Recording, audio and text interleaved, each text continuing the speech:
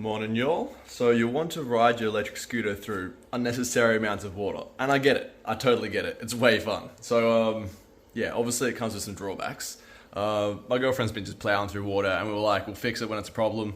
I've waterproofed the deck, and that's been good.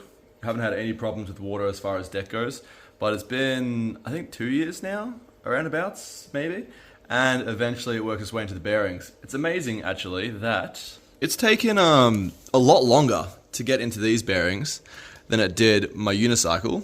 Also, it took a lot longer to get into these bearings than it did my motorbike. So that's pretty crazy stuff. They must have better seals than both of those two. But if you can hear this, you can hear that it's there is shit in the bearings. And I'm gonna show you how to open it up today and grease it with some marine grease. So that's what you want, and that's what I've done to this guy, and it's been good. So yeah, let's get started. First things, you got to take the motor out. So with this scooter, it's just bolt on this side, bolt on the other side, that diameter if it helps, and then the screw on the bottom, and then you kind of just got to wiggle it out because the disc brake will kind of somewhat try to grab it a little bit, and that's the first step. To my surprise, these bearings are totally fine.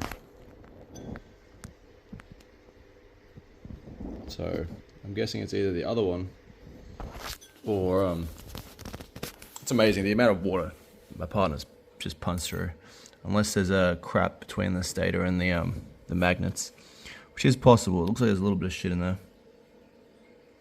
That could be just ever so slightly touching, which is annoying.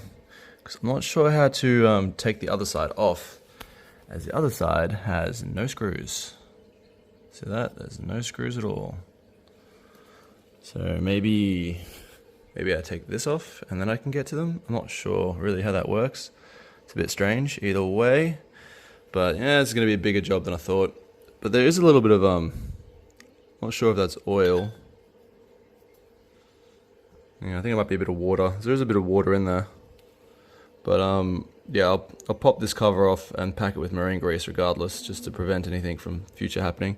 But look at all that crap around the sides. Definitely they could have done a better job of sealing that. Yeah, because I'm thinking that some stuff probably got in there when I look at like the inside, how dirty it is. But anyway, I'm going to try and get the other side off and then see where the terrible bearing sound is coming from. So after 2 years of not caring about water, just plowing through everything, that's pretty good. Look at that! It looks like barely anything's gotten in. There's a little bit of rust on the bearing. Then there's a bit of shit on the inside of this, but all in all, not too bad. Considering, yeah, there's little flaky bits of rust or shit on that. But yeah, not too bad. That was an absolute bitch to get out, but I got it out. Yeah, little bits of metal. So yeah, it's been through a lot, this scooter. So I'll give it a good clean and make sure I get all the little bits that are stuck to the magnets. Well, these bits that are stuck to the magnets and the stator. I probably should have some paper towel down, and I will. And then I'm going to pop this little seal off here, and I'm going to shove some grease in there so that it stays good for the rest of its life, hopefully. Yep. So yeah, I thought that the outside wall would be removable, like on pretty much every e-bike and unicycles. Yeah, it's got screws on this side, it's got screws on that side, so you can just take one side off and you can get to both sides really easily. This is a pain. It's very annoying because you have to squish the cable through this thing whilst trying to also fight the magnets. Usually you can just like take the side off and then push that through the cable, and then you have to just worry about getting the stator away from the magnets, which isn't too bad on a big motor when you knock it out and there's plenty of space. With this, you have to fight a cable and do this, and you have to push it down on the side that has the cable, which is annoying. But yeah, so that's how you do it either way. And now I'm just gonna clean it all up with some paper towel, trying to get look at all the shit in there, just on top of the magnets, all the dust and crap. But yeah, I'll get all that off. I'll clean it up as best I can and lube up the bearings, because the idea behind this is that if we lube the bearings really well now, then hopefully we won't have to replace them, because they're a bit noisy, but they're not, it doesn't sound like they're split. Alright, so I just got this one off, and oh wow, my phone's too low to use use flash. But this is how you get these out without causing any or too much damage. So you get the knife, you go in that way, as hard as you sort of can, and then you slowly slide it around whilst pushing down with pressure. Just gonna hold this with my foot, and then you pop it out like that. That's it. This one looks very nice and healthy even. This one, not so much. So that'll be the one that's causing the sound. And as you noticed before, this one is perfectly fine. So yeah, probably don't even need to do anything to this one, but I doubt that's marine grease. So I'm gonna clean all that out and put marine grease in, just to, you know, stop future worries. And I'm also going to silicone around this when I put it on, because it didn't have any silicone, it was just really tight. But yeah, as you can see, there is a little bit of ingress of some kind of shit getting in. Not a lot though. It's done a good job. I guess there's a bit of a lip going on, so the lip sort of pushes in. That's probably why there's so much shit around the sides of the magnets and not so much on the actual magnets.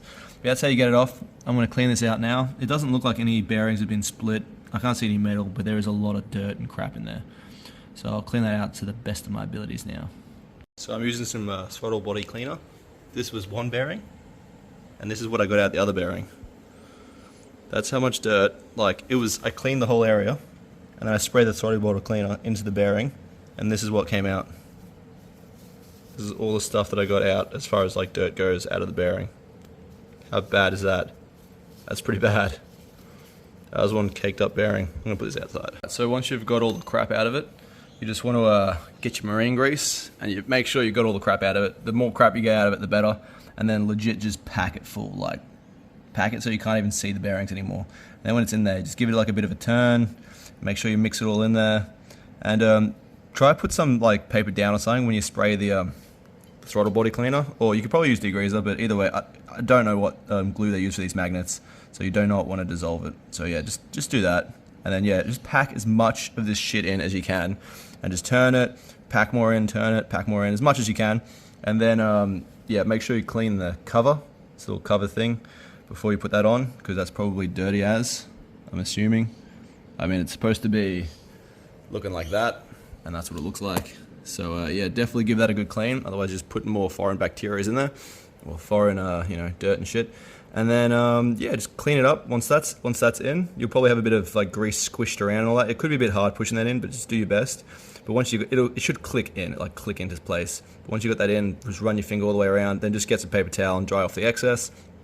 And then you should be good. Put it all back together. And yeah, I'm gonna do the same with this. Even though the grease is good on this, I'm still gonna hit it with this, get all the old stuff out, and put marine grease in. Because marine grease doesn't turn to paste. When it gets wet, it repels water. This stuff, when it gets warm and mixes, it turns to like paste, and sort of like a rusty paste, and this like repels the water. So marine grease all the way in your bearings if you plan on, you know, flying through water and all that, not worrying about it. Because I did it on this, and yeah, I've gone through heaps and heaps of water, and it's been absolutely fine since I've put the marine grease in. Big difference. So once you've got all the crap out of it, you just want to get your marine grease, and you make sure you got all the crap out of it. The more crap you get out of it, the better. And then legit just pack it full, like pack it so you can't even see the bearings anymore. And then when it's in there, just give it like a bit of a turn. Make sure you mix it all in there, and try to put some like paper down or something when you spray the throttle body cleaner. Or you could probably use degreaser, but either way, I don't know what glue they use for these magnets, so you do not want to dissolve it. So yeah, just do that. And then yeah, just pack as much of this shit in as you can, and just turn it, pack more in, turn it, pack more in, as much as you can. And then yeah, make sure you clean the cover, this little cover thing, before you put that on, because that's probably dirty as, I'm assuming. I mean, it's supposed to be looking like that, and that's what it looks like. So yeah, definitely give that a good clean, otherwise just putting more foreign bacteria in there, or foreign you know, dirt and shit. And then yeah, just clean it up. Once that's in, you'll probably have a bit of like grease squished around and all that. It could be a bit hard pushing that in, but just do your best. But once it should click in, like click into place. But once you got that in, just run your finger all the way around, then just get some paper towel and dry off the excess. And then you should be good. Put it all back together. And yeah, I'm gonna do the same with this. Even though the grease is good on this, I'm still gonna hit it with this, get all the old stuff out and put marine grease in, because marine grease doesn't turn to paste when it gets wet. It repels water. This stuff, when it gets warm and mixes, it turns to like paste and sort of like a rusty paste, and this like repels the water. So marine grease all the way in your bearings if you plan on, you know, flying through water and all that, not worrying about it, because I did it on this, and yeah, I've gone through heaps and heaps of water and it's been absolutely fine since I've put the marine grease in. Big difference. This is crazy stuff. This paper towel was just used to clean this little piece here. I mean, it's clean now, look at that. Ooh, clean. You can see the color. But yeah, there's one piece of paper towel. That's how much crap was stuck inside the seal. That is insane. I didn't even think that much could fit in there. I just gave it a little like tap of that, then tap of that until I could see the actual color again. Like, that is insane. So I've done a bunch of rotations. It looks like I could fit maybe like a little bit more of grease, and then I'm gonna put a bit more in, and then I'm gonna click that on, tidy it up, and then reassemble everything, and then obviously blast that. I can't believe this is on the exact same motor, and it is like virtually new looking. Like that's pretty goddamn good. So there must be something wrong with the external seal on that side. So I might see if I can externally seal it a bit better. I don't know, with some what's it called, silicone or something, some silicone adhesive. See if I can get a really close touch. Might see if I can put some grease between the actual. There's an external and an internal seal, like this one here.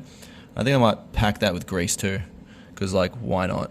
I may as well. The more grease, the merrier. Even if it starts working its way out, who cares? It's better than stuff working its way in. So if you have the same thing as I had, this spring, if it's down too low, oh, I cut myself. I don't know when I did that. Yeah, if this spring's down too low, you won't be able to get this over because the spring takes up a tiny bit too much room. So push that spring all the way up until it's like just above this bit here, and then you'll be able to slide that through, and then the rest will, if you put a bit of grease on that, it'll slide straight over this cable and be fine. And then you can move that back down to protect it. But yeah, when it's down there, it's really hard to get on. And yeah, before, when it was at this point, I shoved as much grease in here as I can, because I think this will be where it's ingressing the water and shit into the bearing. So hopefully that is now between the external seal and the bearing. There should be a shit ton of grease packed in there. So I'll just dry that up so that it'll, you know, not attract too much dust and shit. And yeah, when it pulls, the motor connects to the things. Just make sure your hands are clear, because it can definitely like just rip your skin in there. Just be careful with that. And yeah, that's pretty much it. Once you've done that, and yeah, done that as well, I'm going to do that now, but I'm probably not going to film any of this. Yeah, so with this, yeah, once you've got it out and you want to put that back in, you just literally just push your thumb on it and just push all the way around, and it will click into place. If it doesn't look like it's just a little bit underneath the top surface, just like click down, then push harder. It has to be clicked into place. If you don't click that into place, when it gets warmer, the grease will become more malleable, so it may start running out. You need this in place, so just make sure you do that properly. And yeah, and then just reassemble it, and yeah, all that. If the bearing breaks, you literally have to take all this off, all the way down, disconnect it from the controller, take the end of the hall sensor off so that you can fit it through this thing. And it'd be a massive headache. Like, this is probably, I don't know, a couple of hours, maybe like it depends. If you've done it before, it's probably less. This is my first time, so probably a couple of hours for me. And if you have to change bearing, that'll probably be like 4 hours or maybe more, because you have to cut this and unstitch all that. You have to, it'd be a pain. It'll be a massive pain. And then you have to try and get the bearing out. And you either have to have a bearing puller, which I don't have, or maybe use a socket and smack it through, because you can't access this side. But either way, just, you know, if you start hearing noise, like this one's not too bad, but I can hear something's going on. So if it starts getting louder, especially with speed, if it's loud with speed, just change it. I mean, just re-grease it, because once you've cracked that bearing, you have to replace it. If you are doing this kind of scooter, these are the bearings. 6202RS. Hope that helps if anyone does do this sort of thing. See, that's an outside seal, and then it has the bearing on the inside. So when I pack it, I pack grease in that little chamber in between, just to help prevent shit from coming out. And as it gets warmer, it'll probably squish the grease out of here. Yep. This helps. Like, subscribe, and all that. And I'll keep doing these videos as shit starts breaking.